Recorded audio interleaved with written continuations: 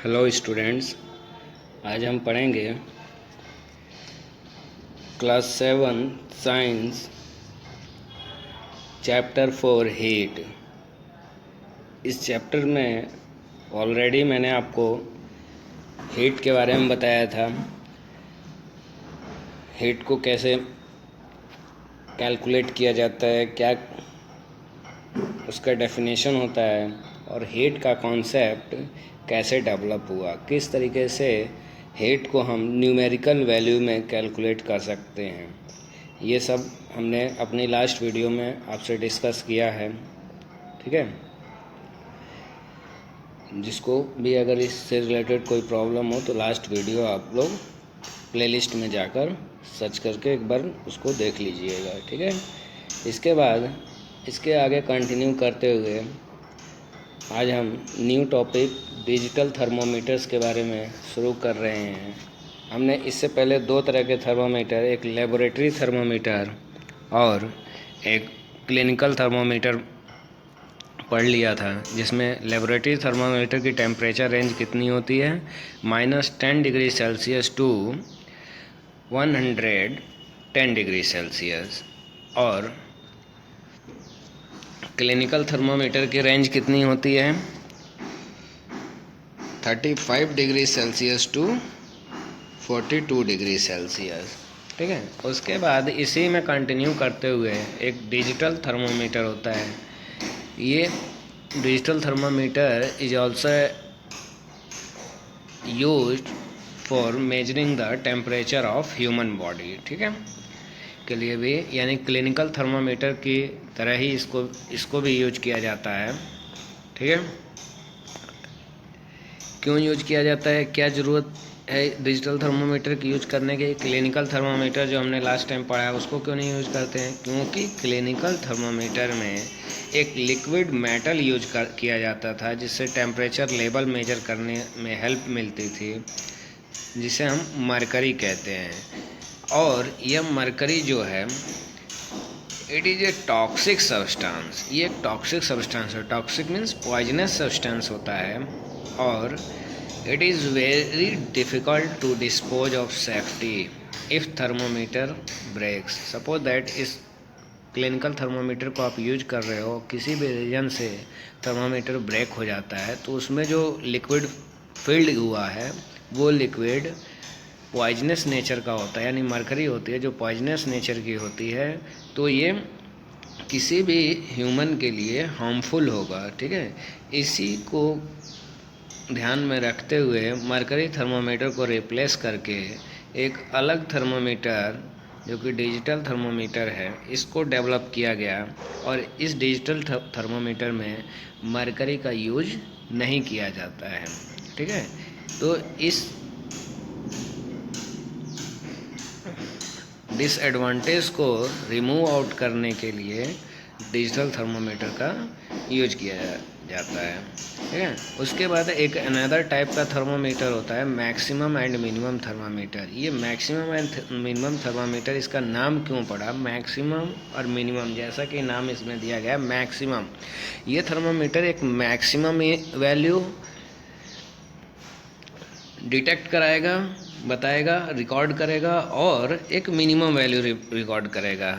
इसको हम suppose that आपको आज पूरे दिन का टेम्परेचर में देखना है, जैसे आप न्यूज़ में सुनते हो वेदर और टेम्परेचर कंडीशन के बारे में, वेदर कंडीशन के बारे में, तो अलग अलग सिटी का या स्टेट का आपको टेम्परेचर बताया जाता है कि यहाँ मैक्सिमम टेम्परेचर, दो टेम्परेचर आप ध्यान देना, वहाँ पे एक मैक्सिमम टेम्परेचर मेंशन्ड होता है। सपोज दैट आपको लखनऊ सिटी का टेम्परेचर देखना है, तो लखनऊ सिटी का टेम्परेचर एक मैक्सिमम टेम्परेचर शो करता है और एक मिनिमम टेम्परेचर शो किया जाता है। तो ये चीज़ पॉसिबल है by the use of maximum and minimum thermometer. ठीक है, क्योंकि ये पूरे डे में, होल डे में, ये अब देखो टेम्परेचर तो टाइम के अकॉर्डिंग वेरी करता रहेगा, चेंज होता रहेगा। अभी टेम्परेचर देखो कुछ है, थोड़ी देर में जस्ट आप देखोगे आफ्टर 10 मिनट या 1 मिनट या फिर वेदर कंडीशन है वो डे बाय डे या टाइम टू टाइम चेंज होती रहती है।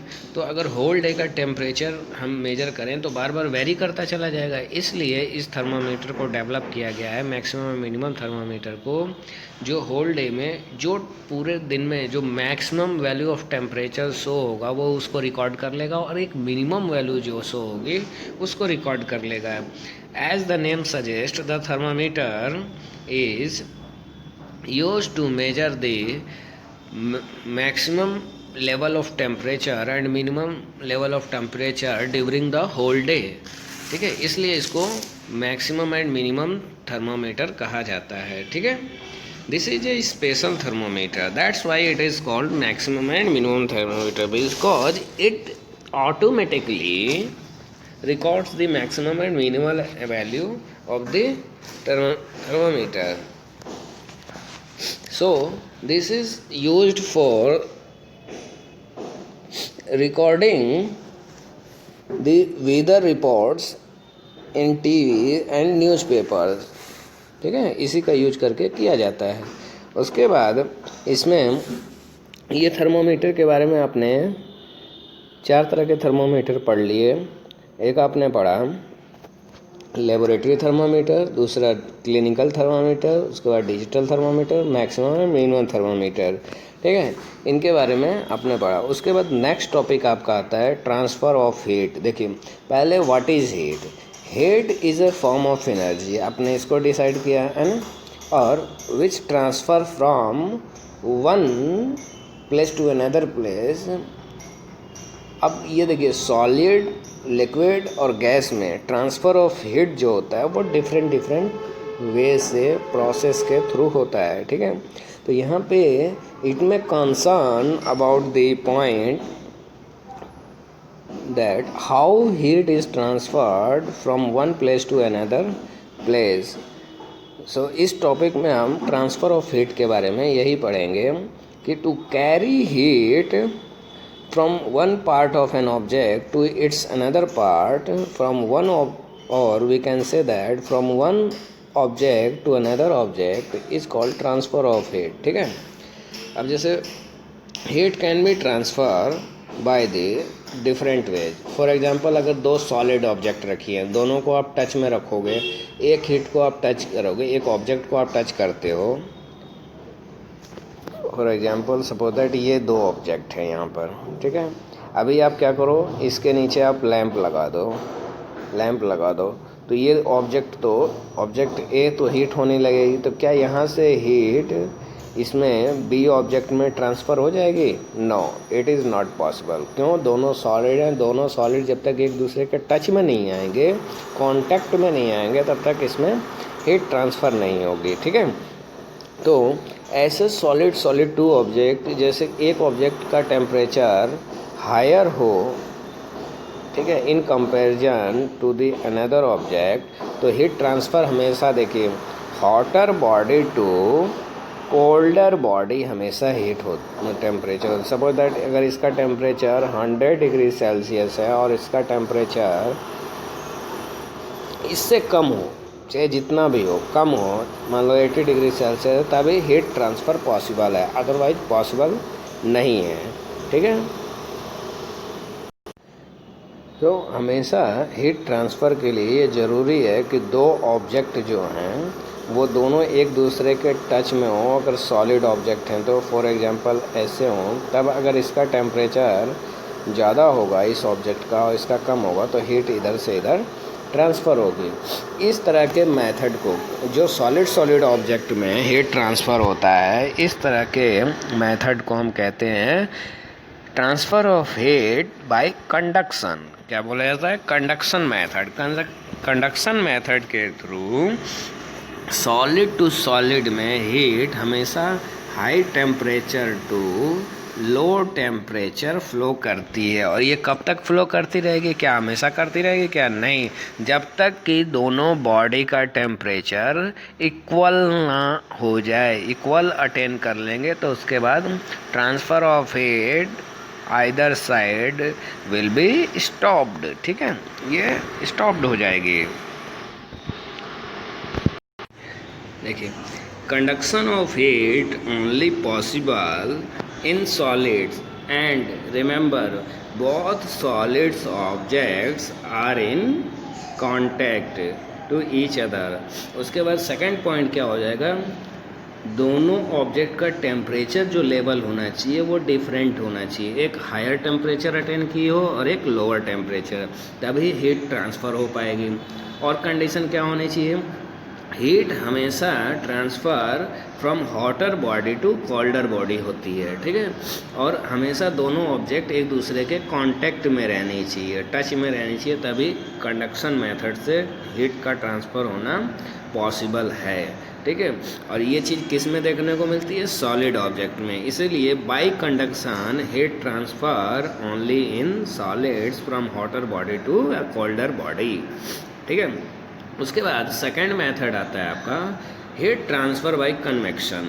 देखिए कन्वेक्शन में जो हीट ट्रांसफ़र होता है ये आपका लिक्विड और सॉलिड दोनों ऑब्जेक्ट में हो सकता है। फॉर एग्जांपल सपोज दैट ये कंटेनर है या बीकर है, इसमें हमने वाटर फिल कर दिया, ये वाटर फिल कर दिया।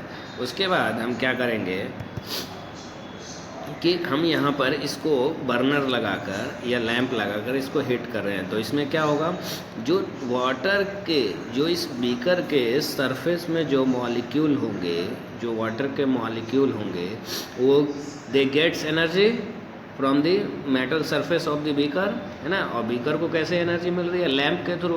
तो ये देखिए मॉलिक्यूल की ये प्रॉपर्टी होती है, अगर मॉलिक्यूल टेम्परेचर गेन करता है तो वो it becomes lighter in weight, उसके अंदर एक एनर्जी आ जाती है, एनर्जी, वो एनर्जी गेन कर लेता है। और एनर्जी गेन करेगा तो they gets above to the surface, ठीक है, वो ऊपर की तरफ जाने लगता है। और ऊपर के जो मॉलिक्यूल्स होते हैं उनके पास अब एनर्जी नहीं है, तो it feels heavier than these molecules, they come closer to the surface, तो वो सरफेस की तरफ आने लगते हैं। और इस तरीके से आप देखो वाटर के मॉलिक्यूल्स का इसमें एक आपको सर्कुलेशन टाइप का दिखने लगता है। मीन इस तरीके से आफ्टर सम टाइम पूरा का पूरा जो वाटर के जो मॉलिक्यूल्स होते हैं वो हीट अप हो जाते हैं, ठीक है। इस तरीके से लिक्विड में या फिर गैसेस में इस तरीके से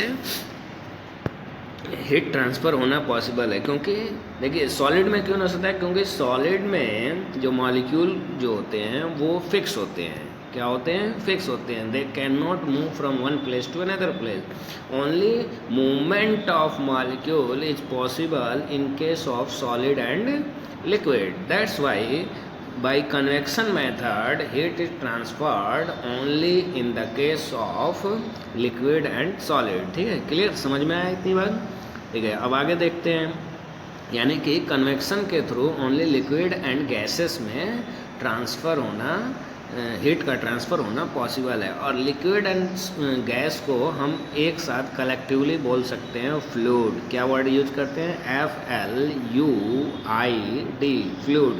फ्लूइड का मतलब it may be a liquid और it may be a gas. Clear, ठीक है। अब चलिए आगे देखते हैं। उसके बाद नेक्स्ट आता है हमारा